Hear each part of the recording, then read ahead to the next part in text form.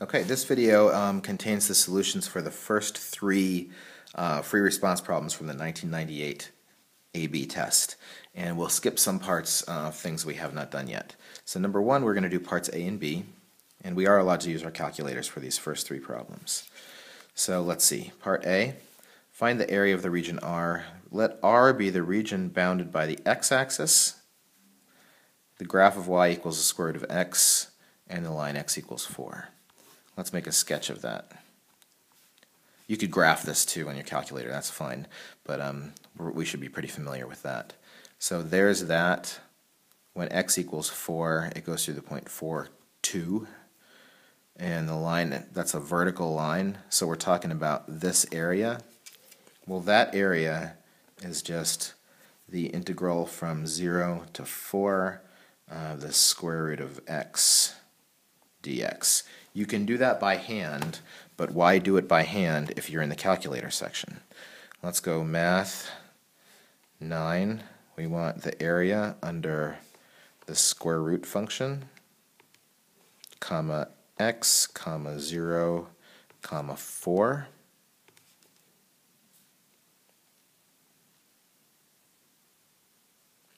And that's 5.333. Our calculator does a lot of rectangles, so you need to recognize that this is garbage. It's really 5.3 repeating. So you can either report the answer as 5.3 repeating, or you can say 5 1/3, or you can say 16/3, or whatever you want. And you certainly could do that without a calculator if you want to. But remember, it's a limited amount of time, so if you're allowed to use your calculator, might as well use it. For B, find the value of h such that the vertical line x equals h, some vertical line at x equals h, divides the region into two equal areas. Well, I know what the area of the whole thing is, so I could set it up like this. I could say I want the area from 0 to h to be half of that. I want the area from 0 to h under this to be equal to half of this, right? And now setting this up, let's see, that means I might actually have to do a little bit of calculus here. So let's see, the antiderivative of x to the 1/2, we bump the exponent up 1, that's 2/3 x to the 3/2 from 0 to h is equal to 8/3. And that's 2/3 times, oops, that's supposed to be a 2 there, sorry, h to the 3/2, sorry, yep, h to the 3/2 minus 0, when you plug in 0, you just get 0, is equal to 8/3. So that's h to the 3/2 is equal to, you can put it in your calculator at this point if you want to. I'm going to multiply both sides by 3/2, and that gives me a 4 over here. And that means that h is equal to,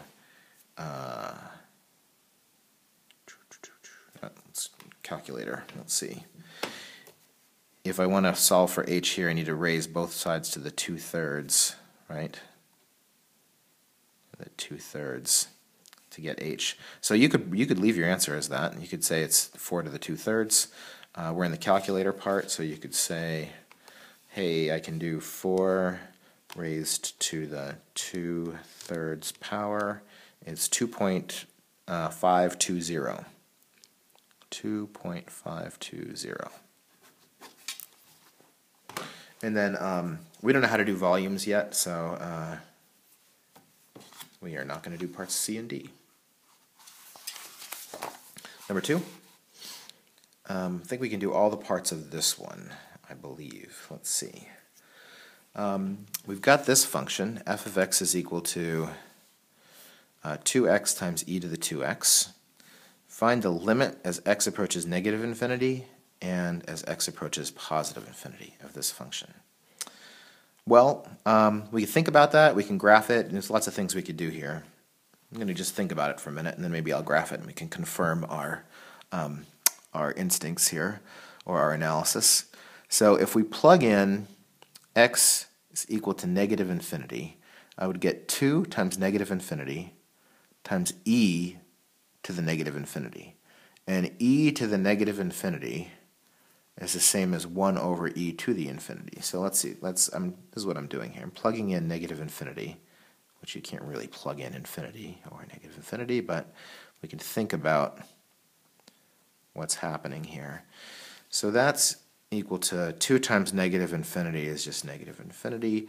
E to the negative infinity is the same as that. So what do you get when you have negative infinity divided by e to the infinity?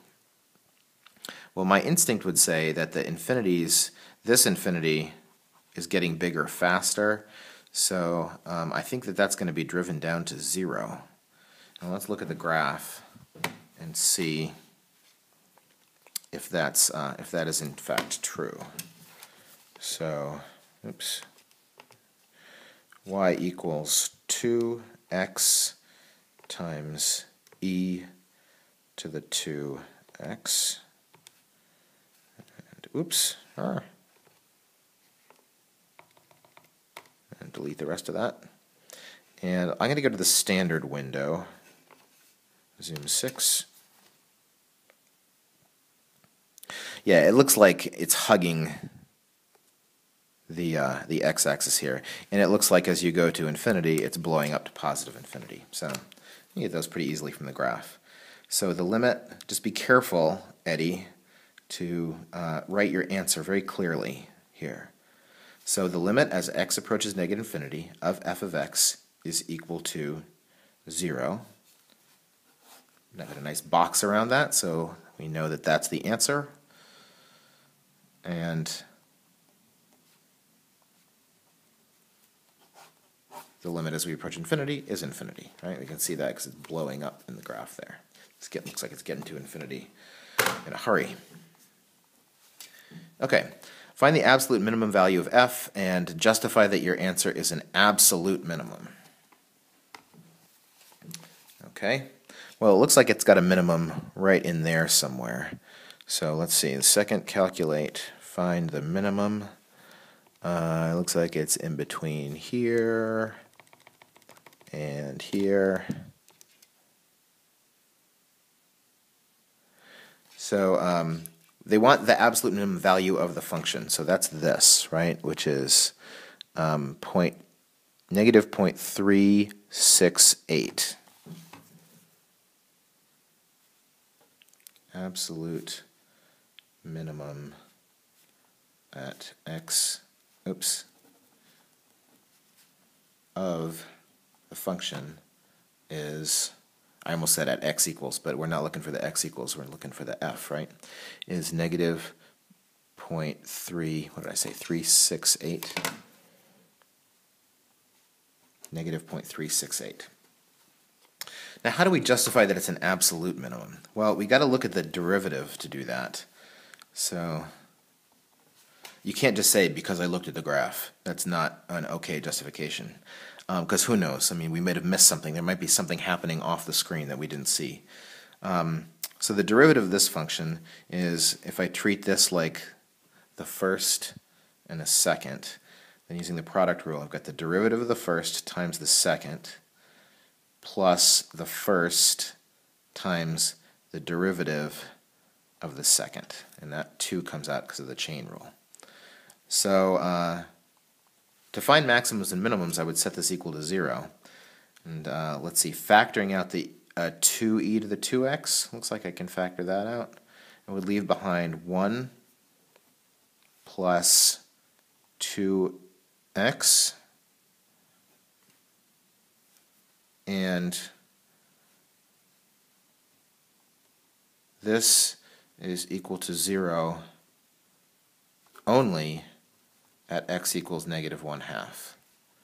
And then if we do the sign chart, you can see that it's, let's see, negative on this side and then positive on this side. So this is an absolute minimum. So that your justification needs to look something like that. You'll get a point for this, but the second point, I'm guessing that this is probably worth 2 points, would come from the justification. Part C, what is the range of f? Well, if this is the absolute minimum,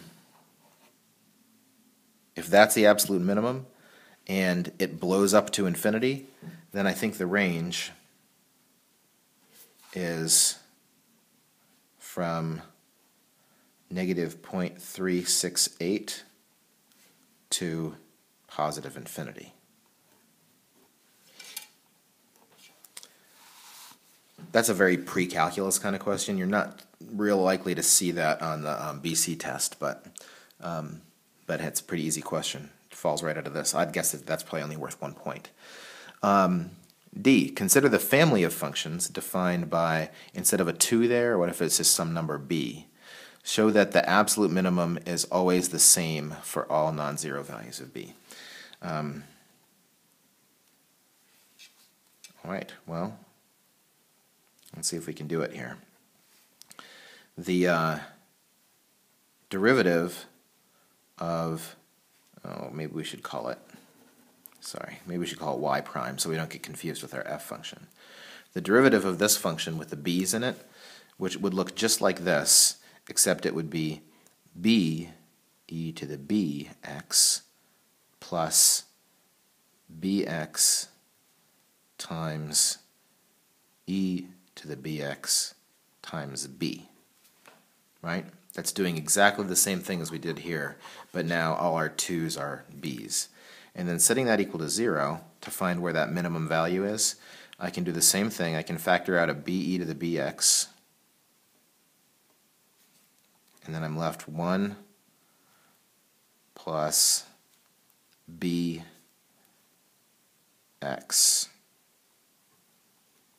So that means the minimum happens at x equals negative, instead of negative 1/2, it happens at negative 1 over b. And then if I plug negative 1 over b back into the original function, let's see what I get.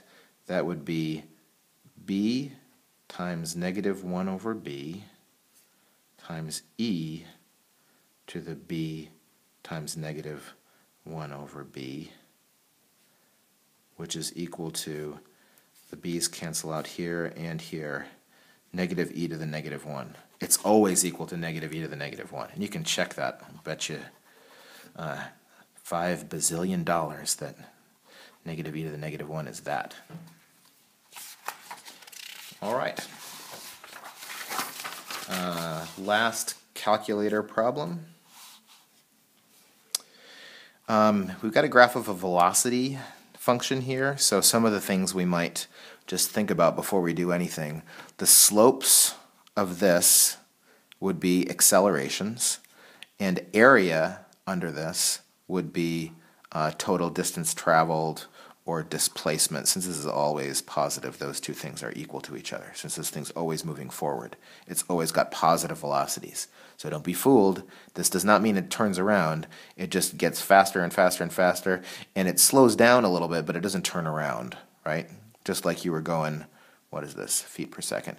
You're going 80 feet per second, and then you're going 60 feet per second still forward, like you passed a little policeman and you decided to hit the brakes. You're still going forward, just slower.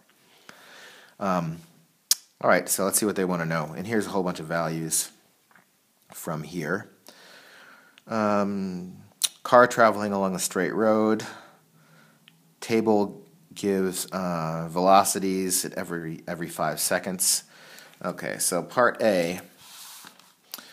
During what intervals of time is the acceleration positive? And give a reason for your answer. Well, acceleration is positive when the derivative of velocity is positive, because acceleration is the derivative of velocity. And that happens, let's see, when this is increasing, right? So that would be from 0 to 35 and from 45 to 50. That's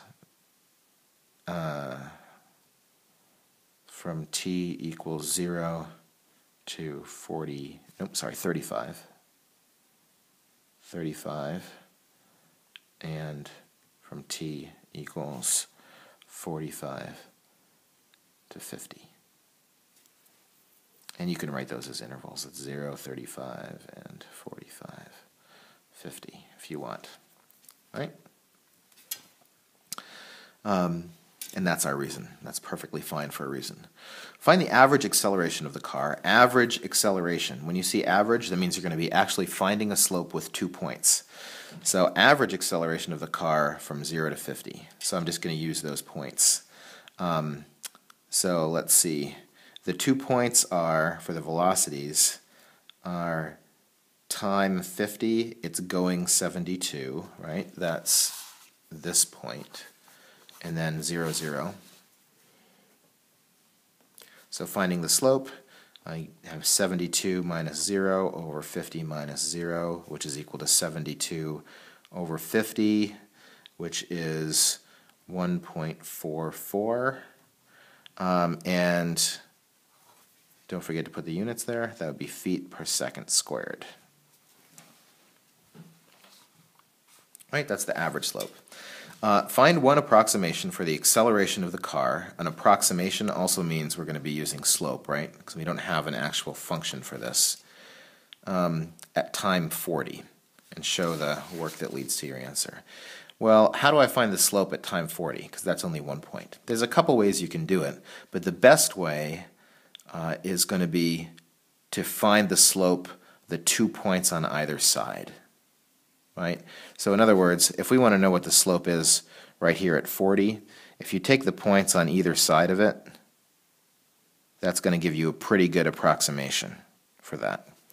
So I think they also would take, if you took 40 and the point next to it on either side, they'd also take that answer. But the best one is usually to take the point on either side and not actually use the 40.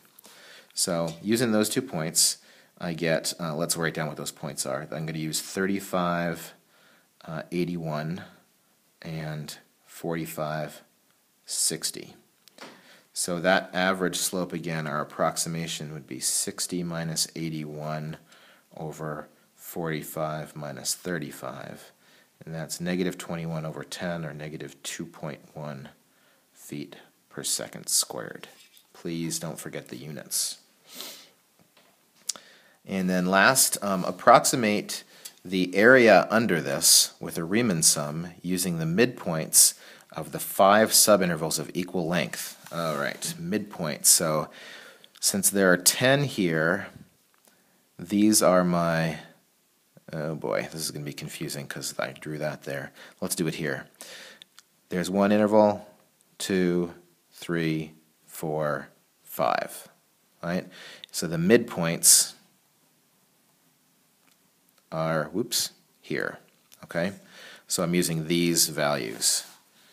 So let's see if I can set up that equation.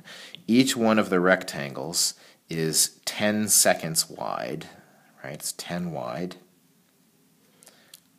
And they're all the same, so I can factor that out to the front. And then the heights at 5, oops, at 15, at 25, at 35, and at 45. Let's see, that's 42, that's 112, plus 81 is 193, and that's 253, I think, 2,530. You can check my math there with your calculator. And using correct units, explain the meaning of this integral. Well, we know that the area under velocity is the displacement, or in this case it's also total distance traveled since it's all positive. So the units would be feet, right? And this is you could either call it displacement, right? Generally speaking, if you don't put absolute value signs around this, it's displacement, right? But in this case, since it's all positive, it's also total distance traveled. Those are the same. Let me just quickly check that and make sure I don't have the wrong answer. in the video. So let's see. Got 12 plus 30 plus 70 plus 81 plus 60. Yeah, that's right. Okay.